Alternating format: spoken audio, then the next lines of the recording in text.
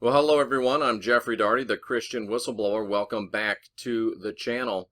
And our next subject is one that is certain to create much controversy.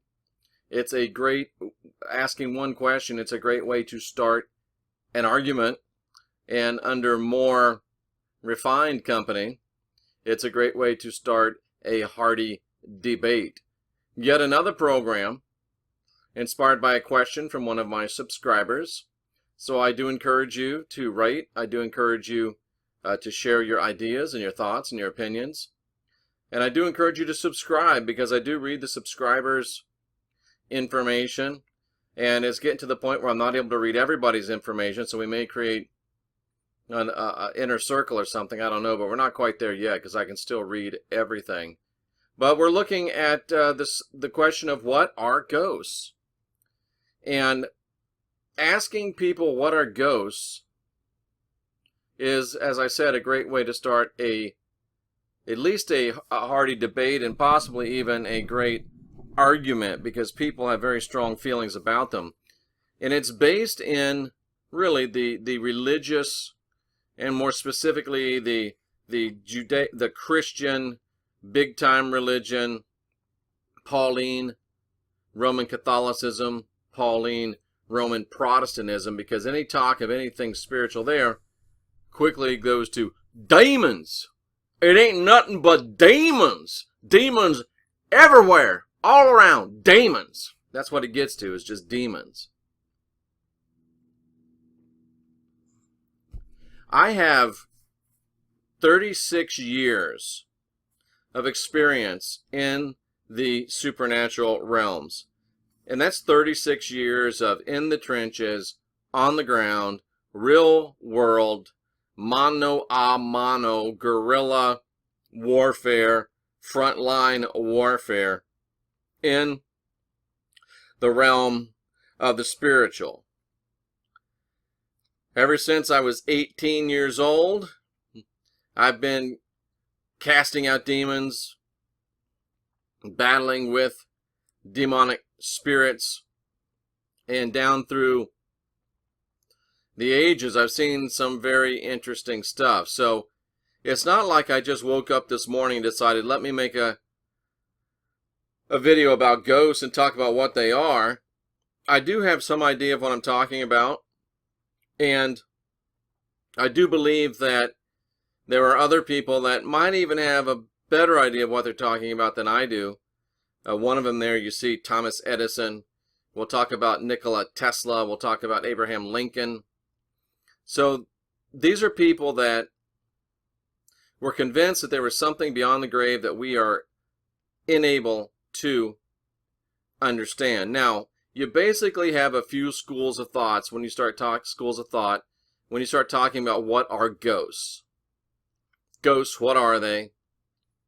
A Christian Whistleblower revelation. Well, the number one thing you get, of course, is the demons. They're demons. Anytime you see a ghost, they're demons. Period. The end. That's very simplistic. That's very narrow-minded. That's very closed-minded, and that's very typical of a people that are locked within a mind control matrix, where they check their brain at the door and they think no more. They do what they're told, when they're told, where they're told, how they're told. They believe what they're told to believe. They don't question. If you question, it becomes evidence of a lack of faith. God moves in mysterious ways, and you just need to put it on the shelf, brother or sister, and not worry about it. I consider that to be the least noble of all the possible thoughts, of all the possibilities, of all the things that could be what's going on with ghosts. Now, that being said, are some of what we call ghosts what most people would call demons? There is a great percentage of them, yes. And what I mean by that is this. There are trickster spirits. There are unbalanced spirits. There are even nefarious spirits that will pretend to be departed loved ones, departed children. And they'll do so in order to prey upon and eat. What happened to my picture? They'll do it to be able to prey upon and eat people. Specifically the energy of people. The top of the hill. That was really weird. Do we have ghosts interfering in our broadcast right now as we speak? That was absolutely bizarre. But anyway, see? Sometimes you have trickster spirits that are up to no good, and some of them are just mischievous. Like, I'm not saying that was a ghost, but if that were what we'd call a ghost or a spirit that was trying to be a trickster, you know, oh, let me watch this, I'm going to shut off his picture, and that'll be really funny. No big deal, right? But there are nefarious spirits that will impersonate loved ones and friends that have passed. And the reason they do that is to get the living to be happy to see them. Some of them like to feed on positive emotion. Be scared, be frightened, have dread, have guilt and remorse. Some feed on the high vibration, some feed on the low vibration. So yes, there are some unbalanced, nefarious spiritual entities that will masquerade as ghosts or as apparitions or as appearances of your past loved ones or your past friends in order to trick you and in order to be able to eat and gain sustenance from your energy, your energetic essence, you know, who you are. They're soul eaters in the very most real sense of the term. So there are those. And there's no denying those. But to say that every single supernatural manifestation of an apparition or a voice or a smoky wisp, to say that they're all demonic is simplistic, simple-minded, and just flat wrong. What do you really think, Jeff, right? Well, that's just the way it is. And, you know, you're used to me just telling you the way it is. Or at least the way I think it is. So that's your one category of ghosts. Some ghosts are what we just talked about. Nefarious spirits impersonating loved ones. And let me just go on and say this. Sounds contradictory, but probably let's say at least 90% of the time that you see a loved one, a friend, a relative that's passed, it's probably a unbalanced, nefarious spirit pretending to be your past loved one. Let me lower that estimation. And again, I'm not just pulling numbers out of the air. I'm dealing with 36 years of practical experience. Maybe 80%, 75%. And let me even couch that a little bit. Within the first 90 days after someone has passed, and if you see apparitions and hear them, 60-40 that they could actually be their spirit trying to contact you. After 90 days, and of course that's not a hard and fast number, you know what I'm saying. After 90 days, then you're up to 85, 90, 95% certainty that you're not dealing with grandma, grandpa, sister, brother, aunt, uncle, you know, Fido, Rover, Spot, Kitty, or whatever. So the trickster spirits, the imposter spirits, number one. Number two, there are disembodied formerly human spirits that are, for some reason, stuck between our world and our visible spectrum and the world where they're supposed to go. They're in between dimensions, if you will. Dimensions must have folds, you know, kind of like these pictures right here, right? And that one's going to start playing music if I hit it. But see, there's folds here, right? This is the picture, this is the video, but when you do this, you know, that one I did. We can't blame any ghosts for that. But yeah, you see there, when you do that, they overlap. So there's folds between dimensions. And is that why they overlap and why some of them are still there? I don't know, but I'm just trying to give you the facts. I don't have the answers for everything, but so there are disembodied spirits. And these disembodied spirits can communicate with us and will communicate with us, and we can communicate with them. And I'm in the process of trying to fund and get going and really starting to communicate to them even more, because I believe the apostles of the Christ and the Christ himself evangelized, told the good news to people that had already died. Those that are trapped because they've received bad information from the religions of men while they were here in the flesh, and now in the spirit they're able to, or at least deserving of the right to hear the reality of the message of the Christ and make a decision on what they want to do. And if you don't like the fact that I say that, then you don't like 1 Peter chapter 3 very much, because that's exactly where it comes from. So, yes, there are spirits of departed people trapped between here and there. And sometimes it can be your loved ones. Now, why I say the 90-day thing is because a lot of times, as soon as they first pass, they want to hang around. I'm convinced sometimes they're not even certain they're dead. It hasn't really dawned on them. I think also they want to stay around us. They want to stay in touch with us. They don't want to leave.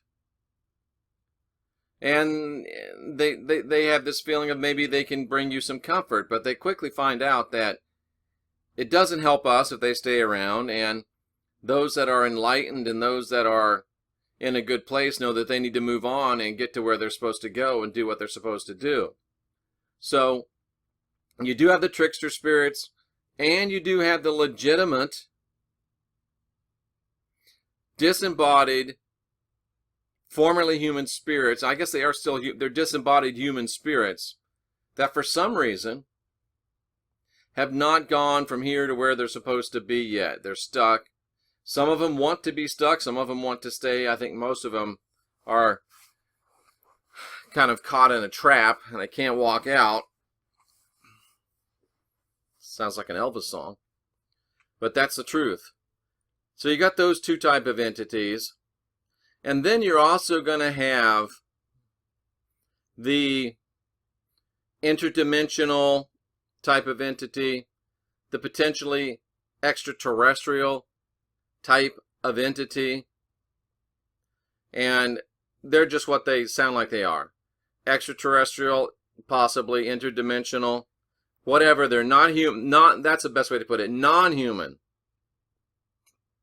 Disembodied non-human spirits, or just incorporeal, non-physical entities. Entities that don't manifest physically. And this is a little bit woo-woo, but I think it's true. You've also got elementals, nature spirits, the fae, spirits, if depending on how tuned in you are, spirits of plants, spirits of animals, spirits of any and every organic matter on this earth, and even the spirit of the earth itself, herself. So I know that's kind of woo-woo, and I probably lost a lot of you Christians on that, but that's okay, because it was only a matter of time before I lost you anyway. So that's basically what you've got. And then you've got the other class, your imagination. You had too much pizza too close to the time that you went to bed, or you were doing too much drinking or too much smoking or something or other. And yeah, well, that's great. Crazy ex-Pentecostal evangelist. That's super. But how about this fellow right here, Thomas Edison? Thomas Edison. Thomas Edison was involved in trying to build a device that would allow him to speak to the dead. Thomas Edison believed that it was possible to speak to the dead. He thought it was based upon quantum physics, that the quantums don't die, and there's got to be a way to talk to them if you could figure out the code like Morse code. So he was doing his best to create a sort of a spirit phone that would record the utterance of departed souls and allow departed souls to respond to you. And Edison's own words were published posthumously, that means after he was dead, in 1948, in the final chapter of his diary and sundry observations. And interestingly enough, that when it was published in the United States, that chapter was very intentionally left out, and it wasn't until some years later when the book was published in Paris in the French language and it included that chapter about the supernatural, that it was then translated back into English, and English readers were able to read this for the first time. And you can actually still read it online if you look up Thomas Jefferson, look up Diary and Sundry Observations. Edison talks about ghosts. So Edison was a confirmed believer in speaking to the dead. Edison, 1949, the French translated it. Edison believed that it could be done. And Edison believed that he could both hear the dead and that we could talk to the dead. But not only Thomas Edison, but Nikola Tesla also thought that it was possible to at least hear the dead. Now, of course, Tesla believed in an electrical universe, and keep in mind that both Tesla and Edison were electrical engineers, so these are guys that actually know what they're talking about. Edison believed that all electrical impulses and all manifestations of energy like our voice would never die or never dissipate. So Tesla believed, Edison was based on quantum physics, Tesla more on frequency and the nature of frequency not to go away. Tesla thought that you could at least build an antenna where you could hear all of the conversations and words of people that all people of all times had ever spoken. So you could hear your loved ones. It'd be more like listening to a recording, and it really is a recording, listening to what they said. Now, whether or not Tesla believed that you could talk to them or that it'd be conversation is speculative. I would guess that I don't know. We just don't know. But Tesla was very, probably, I think you would have to say he was frightened. This is a good way to put it. It creeped the hell out of Tesla. Crystal radio circuit connected to a computer, sound in jack, and that's what we're talking about. It's a ghost box, really. And Tesla, the sounds I'm listening to, this is what Tesla says. The sounds I'm listening to every night at first appear to be human, conversing back and forth in a language I cannot understand. I find it difficult to imagine that I'm actually hearing real voices from people not of this planet. There has to be a more simple explanation that has so far eluded me. So Tesla was hearing spirit communication, but he didn't want to admit that he was hearing spirit communication. So Edison believed in ghosts and the ability to communicate with them. Tesla believed in ghosts and the ability to at least have a one-way communication with them. And fascinatingly enough, Abraham Lincoln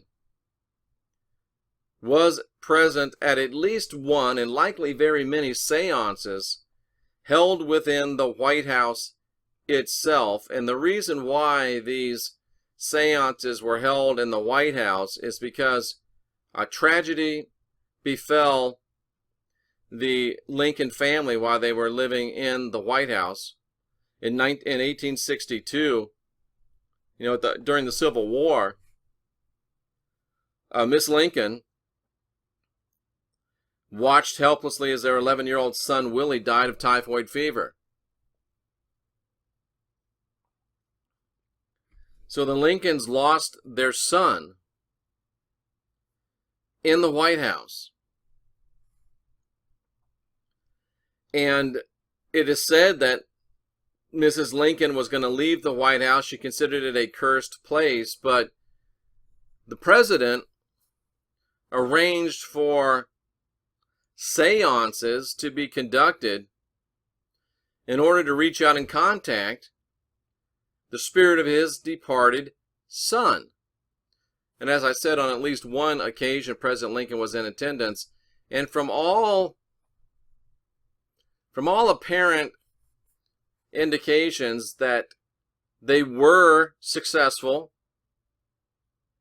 in reaching out and talking to at least Willie Lincoln, and that Mrs. Lincoln received a reassuring enough conversation with her son that she decided to go ahead and remain in the White House, and she did not leave. So very, very interesting, very, very thought-provoking. So it's not just, crazy guys that believe, or crazy girls that believe in ghosts. Now this gives you some idea of what you might think they are. This gives you some empirical evidence that you can decide what you think they are. So ghosts, what are they? In the end, it's up to you to determine what you think they are. I'm Jeffrey Daugherty, the Christian Whistleblower, encouraging you to unwind your mind and unindoctrinate yourself.